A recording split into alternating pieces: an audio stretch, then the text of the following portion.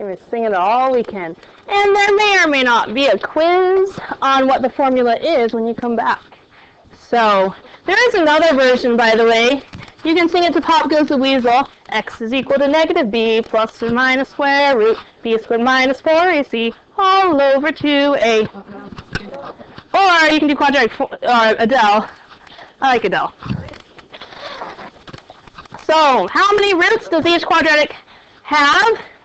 And how can we know if they are real or imaginary? Those are questions you should be able to answer by the end.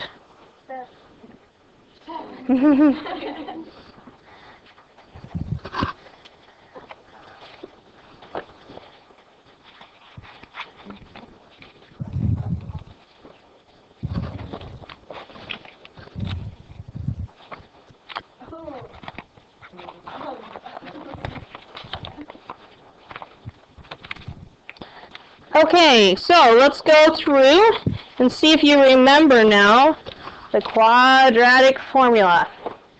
X equals, sing it with me, how does it go? Negative b plus or minus square root b squared minus 4ac all over 2a. Now we also should put parentheses around these b's, because if that b is a negative, you have to be very careful. Okay? So it's negative b plus or minus square root b squared minus 4ac all over 2a. Okay?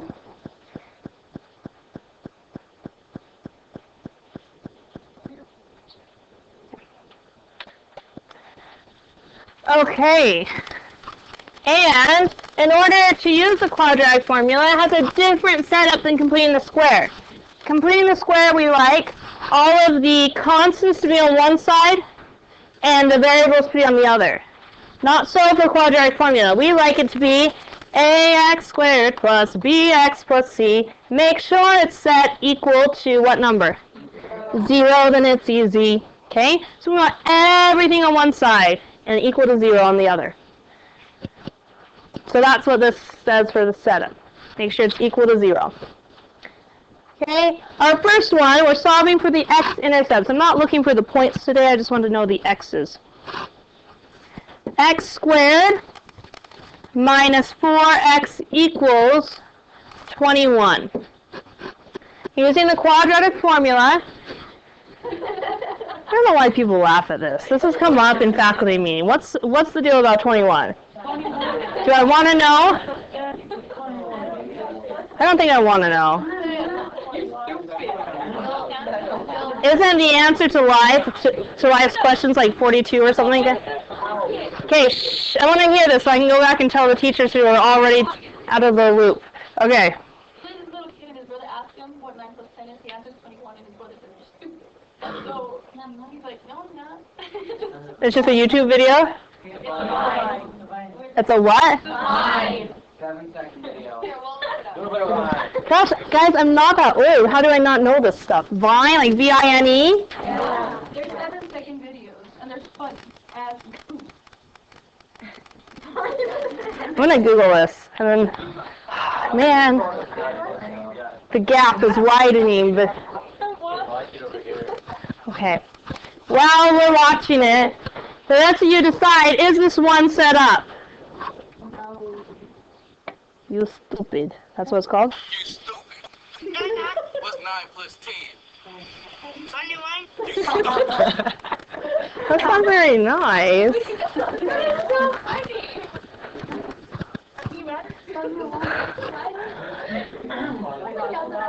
Do you guys, have you seen Charlie Bit My Finger? Yeah. Okay. So I'm not that out of the loop, because, okay, we've at least seen that one. Charlie Bit My Finger. It is really old. That was when I taught junior high. Yeah, because I taught, junior high a long time ago. Okay. Anyway, back to math. We've had Spanish lesson. We've had Vine lesson. Now let's have a math lesson. Okay. Is it set up? Is it set up ax squared plus bx plus c, is that equal to 0? No. Minus 21, exactly. We need to get it equal to 0. So on the right side we have equal to 0. So the left side is ready for ax squared plus bx plus c. Now it's set equal to 0. So it's easy. Okay. Now, once it's set up, all you have to do is find your A, B's, and C's. A, B, C.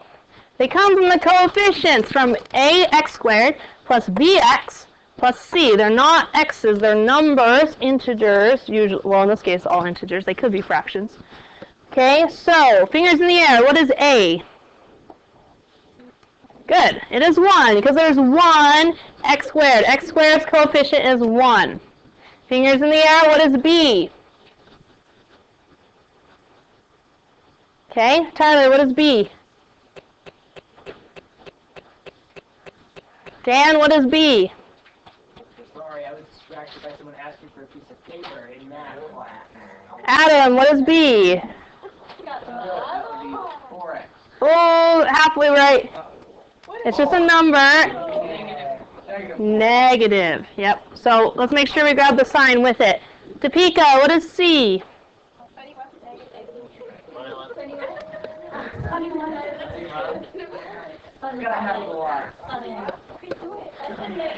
I'm never putting the number 21 in a math lesson ever again. Yeah, seriously, I'm going to have to delete all equations with 21. Okay. So once we have A, B's, and C's, we just plug it into the formula, but we have to know what the formula is. So let's practice again without looking at your papers. So everyone look at the ceiling. Look at the ceiling. How does it go? It's negative B plus or minus square root B squared minus 4AC all over 2A. Good. How did that sound, Reed? Great. Thanks.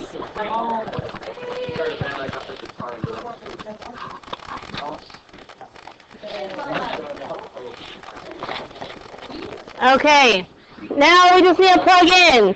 There are 2 places where you need to be careful. These B's, you need to be careful, so we need to put parentheses there. Okay, and let's plug in now. X equals negative B. What was B, Cindy? What was B?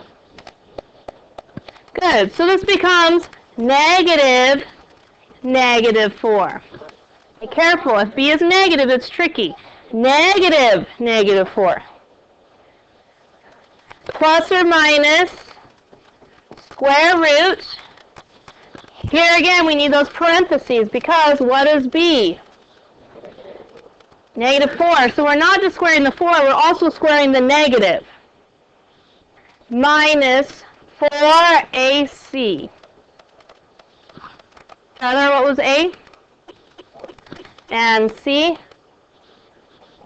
Negative 21. Sorry, what? You have a question? No? Okay. And did you say why are you laughing? Because it's negative? Yeah, it's negative. Yeah, sure. He was using positives in the video. Okay.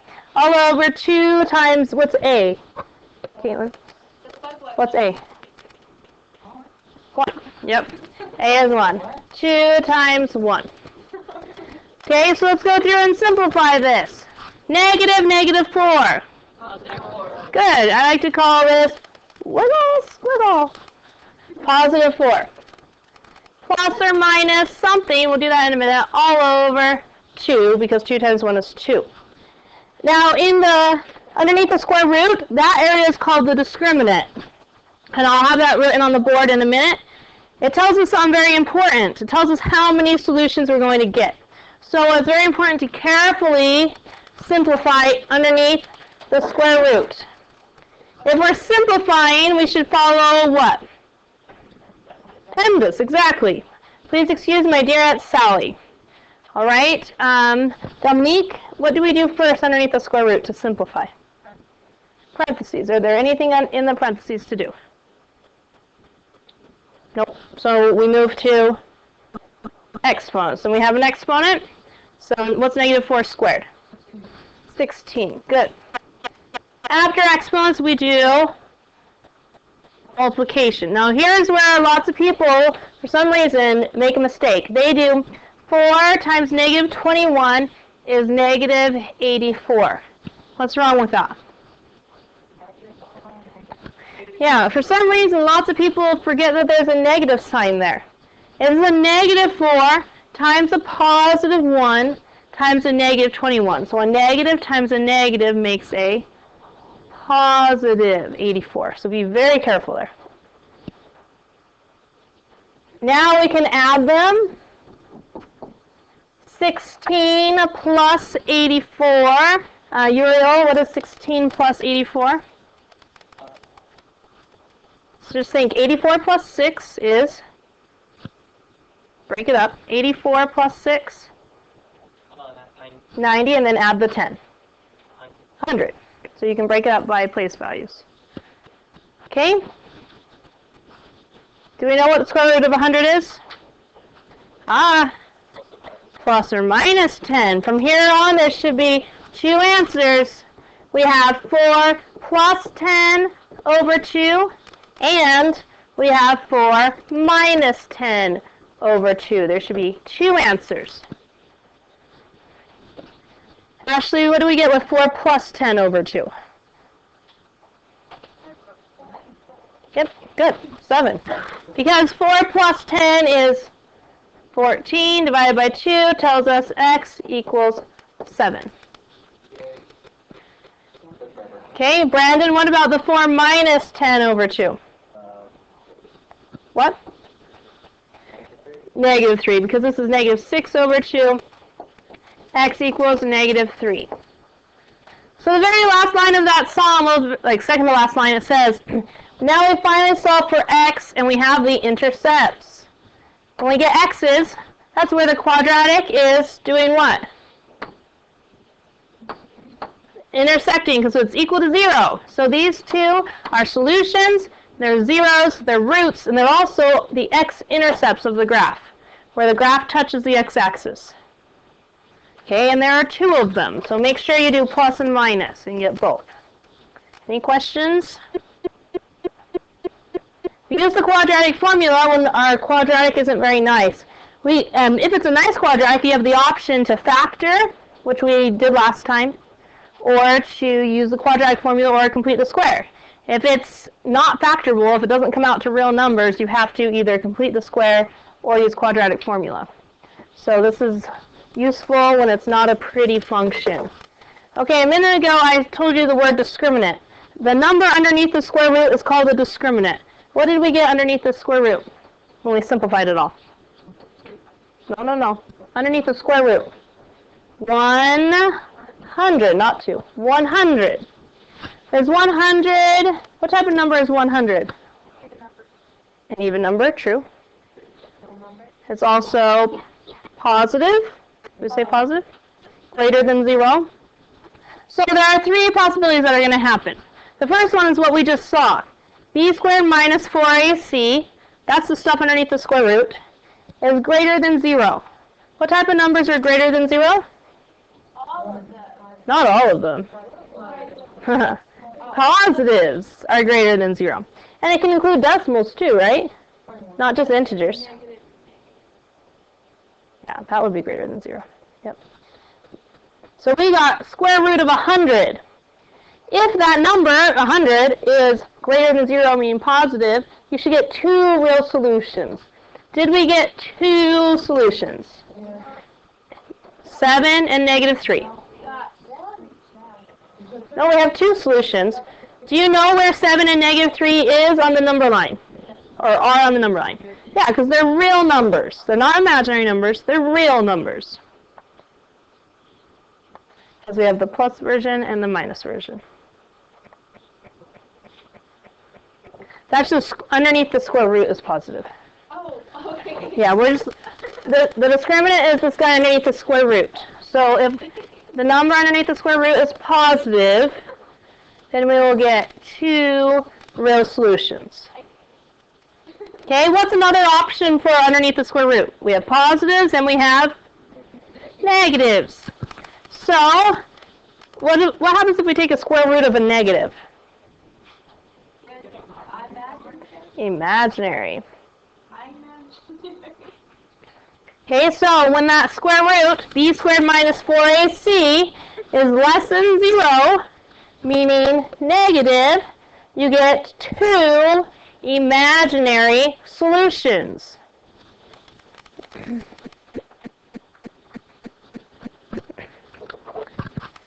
Imaginary solutions means it doesn't actually touch the x-axis. Does this parabola touch the x-axis? Does this parabola touch the x-axis? No. So those would be 2 examples of parabolas that would get 2 imaginary solutions, because we can't graph the imaginary solutions on the coordinate plane. And our third option, if it's not positive and it's not negative, then it has to be, if it's not positive and it's not negative, then it has to be equal to 0. And that means there's 1 real solution.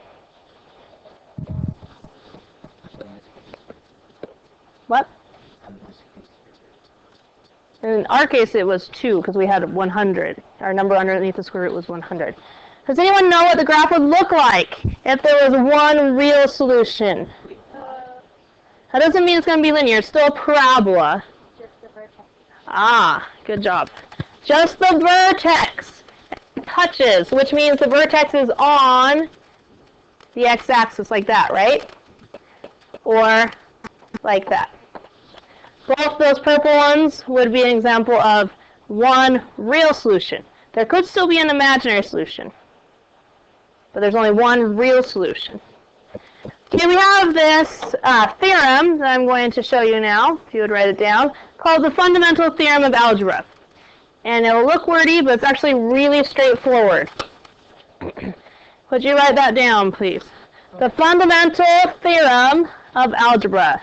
THRM, which is my abbreviation for theorem. Theorem, yep. A polynomial function of degree n. A polynomial function of degree n has n complex roots. A polynomial function of degree n has n complex roots, which could be real or imaginary. Some of these zeros may be repeated.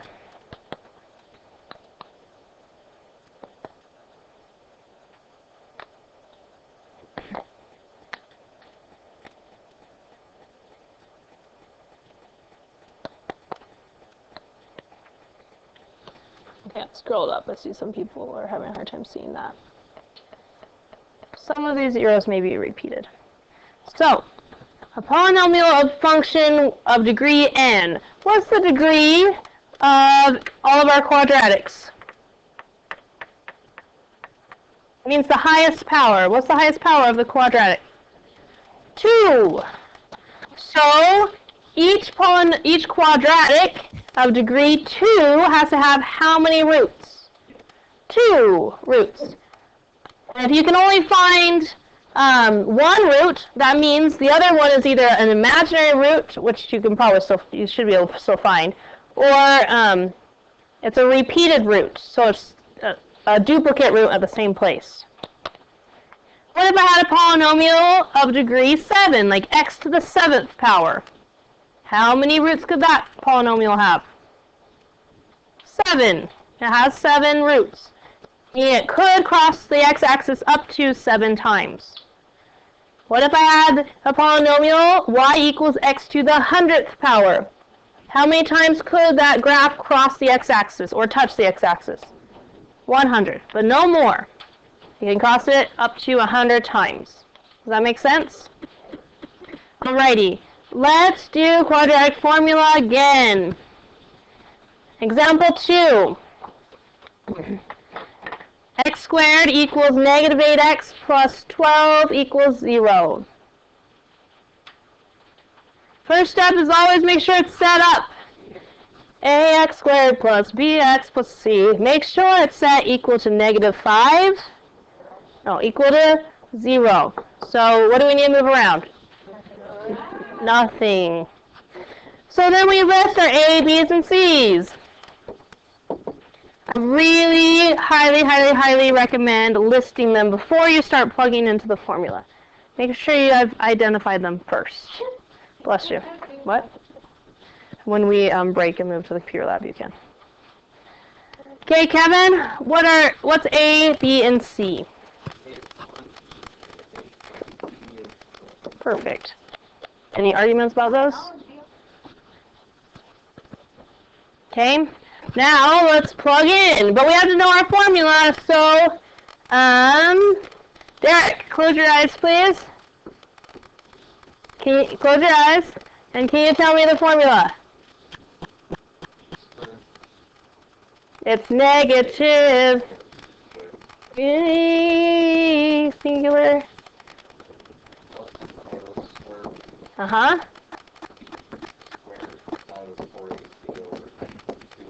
Good, there we go.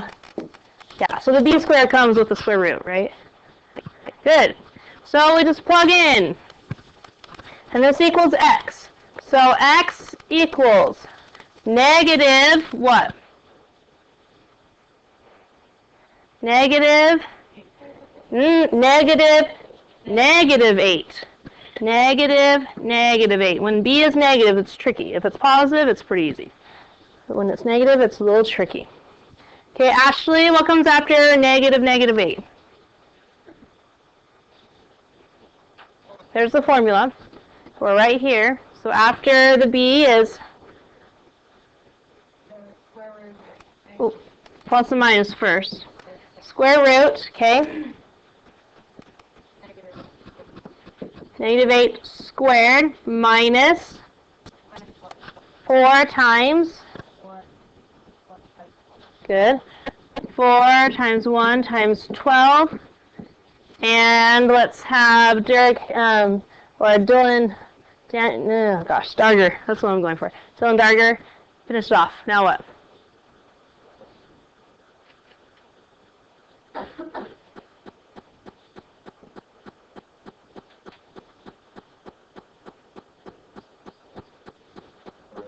We've done the C. Now we need to do all over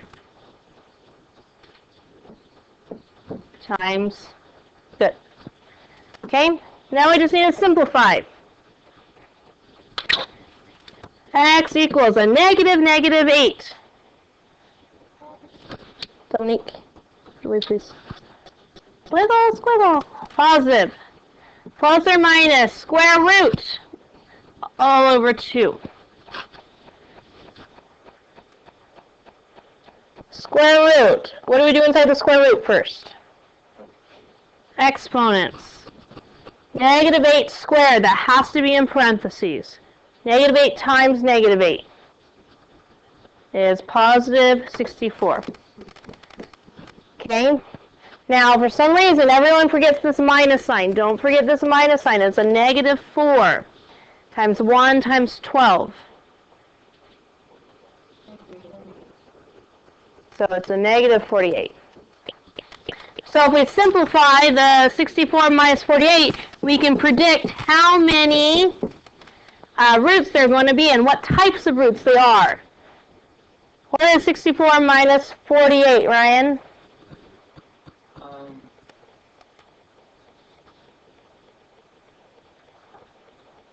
So minusing is just seeing that gap between them. 48 to 64, what's that gap between them?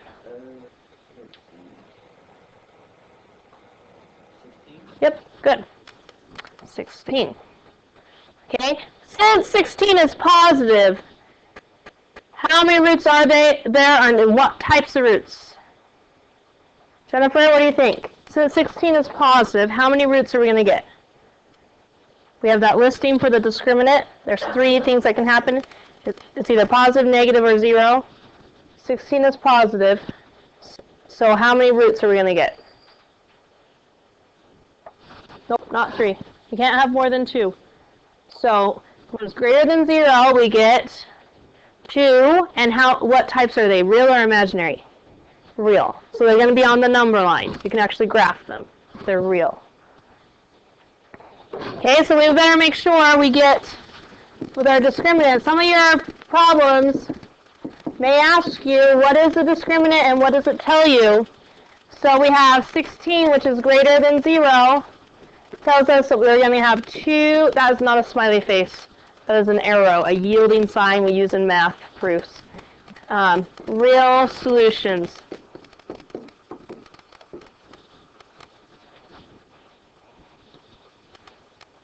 Okay, let's find out what those real solutions are. Caitlin L., what is the square root of 16? Ooh. Square root of 16? There we go. Plus and minus 4. So we have 2 answers. 8 plus 4 over 2 and 8 minus 4 over 2. So make sure we get 2 answers. And what is 8 plus 4, Alicia? Divided by 2 gives us 6. So we can do this without a calculator. X equals 6. Okay? Cassie, what about this one?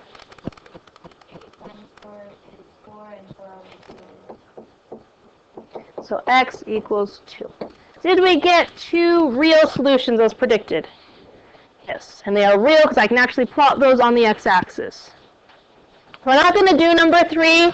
We're just going to, I'm just going to give you a hint if you see something like this. So we'll write it down and we'll at least start it, but we're not going to plug it in. Because we're going to break to the computer lab here in a sec. 13r squared, and okay, I guess some people are getting confused when the variable changes. R squared is just your x-axis. If you have to graph this and that confuses you, just change the r to an x, and then you can graph it. Okay? Is it set up? Okay, what do we need to move then? Oh, nothing. It's already equal to 0. So it is set up. So then we list our A's, B's, and C's.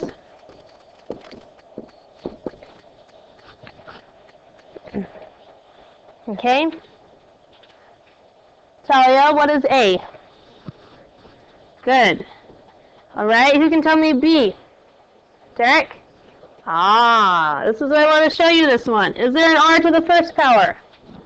So it's not there, so it is 0. Okay, so if there's one missing, it's 0. And so C is negative 117. That's all we're going to do on that one. So if there's one missing, it's 0. And it's actually really nice if B is 0. It makes a really nice problem. Your homework is, we've already turned in our signed progress. We have 10 problems on the book.